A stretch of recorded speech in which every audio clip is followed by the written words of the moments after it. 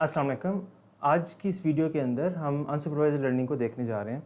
Unsupervised learning को discuss करने से पहले हम ब्रॉडर कॉन्टेक्स्ट में देख लेते हैं कि मशीन लर्निंग की कौन कौन सी कैटेगरीज़ हैं, हमने कहाँ से स्टार्ट किया था और उसमें हम जो है उस तरह से उसको लेके चलते हैं।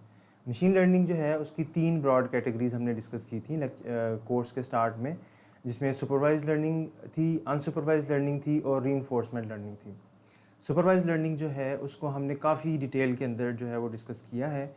सुपरवाइज लर्निंग के अंदर जो है वो क्लासिफिकेशन और रिग्रेशन प्रॉब्लम्स आ जाती हैं। अनसुपरवाइज लर्निंग के अंदर जो है वो क्लस्टरिंग और डिमेंशनलिटी रिडक्शन जो है वो आ जाती है।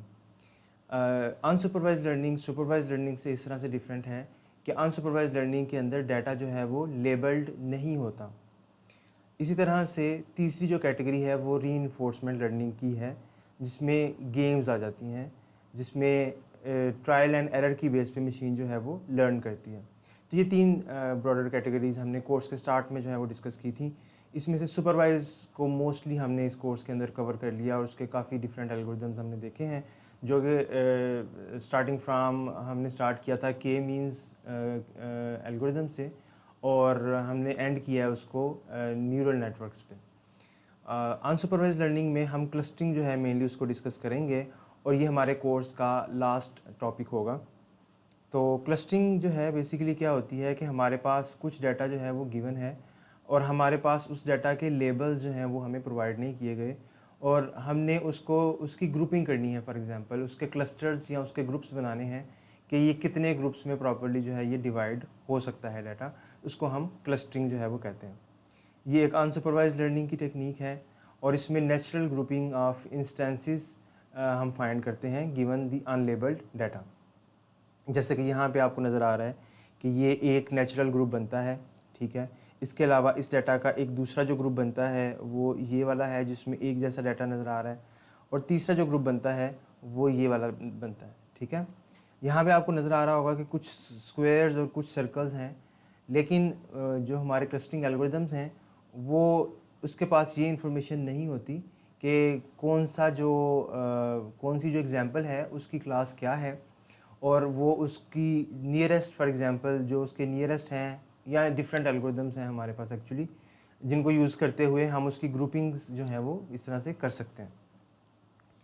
तो अनसुपरवाइज्ड लर्निंग के अंदर आपके पास लेबल डाटा नहीं होता। फॉर एग्ज़ाम्पल जैसे हमने आयरस का डाटा सेट देखा था, तो आयरस के अंदर मैंने आपको बताया था कि हमारी 4 कैटेगरीज़ हैं और उन चार फीचर्स हैं और उन 4 फीचर्स के अगेंस्ट हमारे पास 3 कैटेगरीज़ हैं, जिसमें आयरस सिटोसा है, आयरस वर्सिकलर है और आयरस वर्जिनिका है, ठीक है।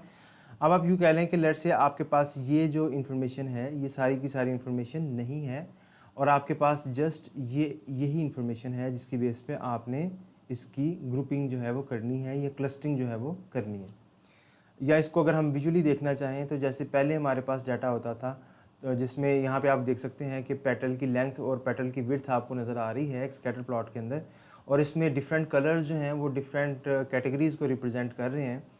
तो ये जो अनसुपरवाइज्ड लर्निंग में क्या होता है, अनसुपरवाइज्ड लर्निंग में डाटा जो है अगर हम उसी डाटा को यूज़ कर रहे हैं फॉर एग्जांपल, तो उसमें लेबल्स नहीं होते। ये एक ही तरह का डाटा है और इसमें हमने देखना है कि नेचुरल ग्रुपिंग्स कितनी बन रही है। तो हो सकता है कि हमारा जो क्लस्टरिंग का एल्गोरिदम है वो कहे कि इसमें 2 ग्रुपिंग्स जो हैं वो नेचुरली बन रही हैं, एक ये वाली ग्रुपिंग बन रही है और दूसरा ये ग्रुप बन रहा है, ठीक है।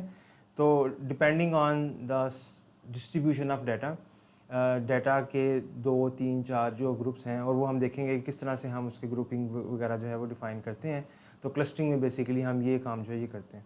तो नेक्स्ट वीडियो के अंदर हम इसकी फर्दर जो है वो डिटेल देखते हैं और एक एल्गोरिदम देखते हैं जिसको यूज़ करके हम क्लस्टरिंग जो है उसको परफॉर्म कर सकते हैं।